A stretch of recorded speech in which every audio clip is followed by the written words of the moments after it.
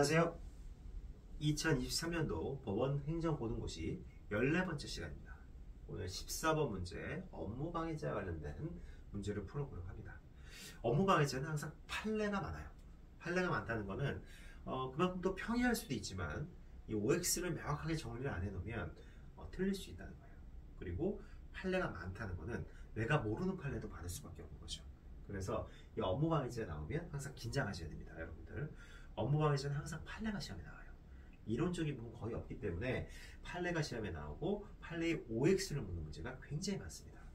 그래서 이 업무방해죄 여러분들 공부하실 때 항상 판례 OX 잘 체크해 주셔야 됩니다. 어떤 게 성립하고 어떤 게 성립하지 않는 판례인지 잘 구분해 주셔야 된다는 거예요. 아시겠죠? 그래서 어렵습니다. 근데 오늘 여기서 볼 업무집행, 업무방해죄와 관련된 판례는 그렇게 어렵진 않아요. 그렇게 어렵지 않고 여러분이 그동안 공부를 열심히 해왔다면 충분히 봐왔을 만한 그런 판례이기 때문에 너무 두려워하지 않으셔도 됩니다. 아시겠죠 여러분들? 자, 그래서 한번 오늘 문제 풀어볼게요. 14번 업무방해죄. 업무방해죄 문제 보면 업무방해죄에 관한 다음 설명 중 가장 옳지 않은 거 이렇게 묻고 있네요. 그래서 1번 한번 볼게요.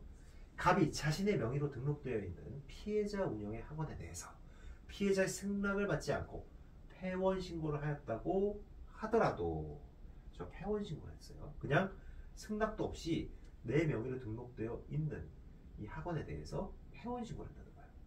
피해자에게 사전에 통보를 한 뒤 폐원 신고를 하였다면, 폐원 신고를 하였다 하더라도 피해자에게 사전에 통보를 한 뒤 폐원 신고를 했다는 거죠.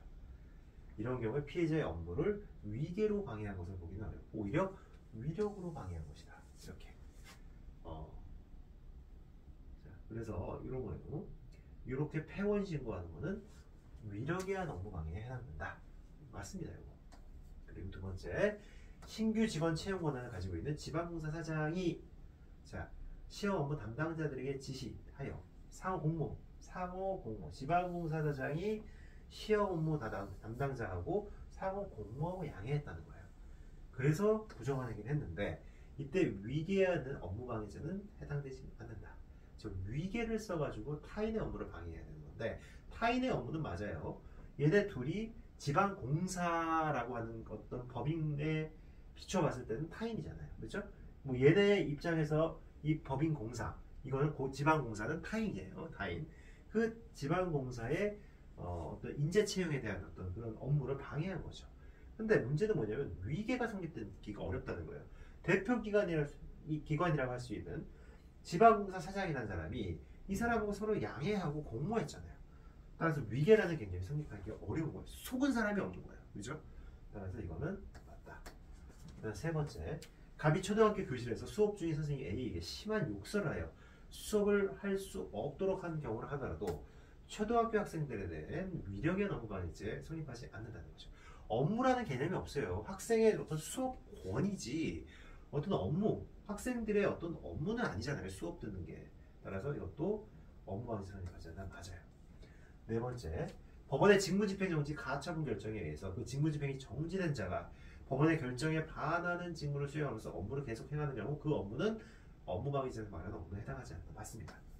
직무집행정지 가처분 결정에 따라서 업무를 할 수 없는 사람이 업무를 하고 있는데 그 업무를 방해했다? 그건 업무방해죄 아니죠. 가처분 결정에 위반된 어떤 업무를 하고 있다는 그 자체가 문제인 거잖아요. 그건 업무로 볼 수가 없다는 거예요. 법원에서 하지 말라고 지금 했는데 그걸 하고 있잖아요, 지금. 그래서 그런 거는 업무라고 볼 수 없다. 그래서 4번까지 다 맞고요. 5번. 갑이 마을 주민들과 함께 지방자치단체 사장 A의 지역 내 조선소 유치에 관한 기자회견을 저지하기 위해 시청 1층에 브리핑룸과 지하 1층의 중회의실 출입구를 봉쇄한 경우, 즉 위력으로 공무를 방해한 거죠. 위력으로 공무 방해한다는 거 공무집행방해죄가 성립하나요? 아니죠. 공무집행방해죄는 뭐죠? 폭행, 협박, 위계. 폭행, 협박에 의해서 내지는 위계에 의한 공무집행방해죄가 있지만 위력은 없어요. 이거 지금 공무잖아요. 지방자치단체니까. 업무가 아니잖아요. 따라서 업무방해죄 성립하지 않아요.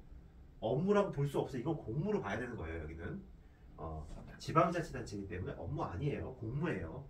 폭행, 협박, 위계, 행위 태양에 안 들어가잖아요. 위력은. 그래서 답은 5번이다. 아시겠죠? 이렇게 쭉 풀어보시면 되고, 판례는 여러분들 한번 쭉 살펴보세요. 내가 잘 실어놨으니까 아마 여러분 보시면 금방 아실 겁니다. 그래서 이 업무집행방해죄와 관련된 업무방해죄와 관련된 이 판례들 시험에 많이 나오는 판례들인데 여러분들 잘 기억해 두세요. 아시겠죠? 오늘 여기까지 하겠습니다. 감사합니다.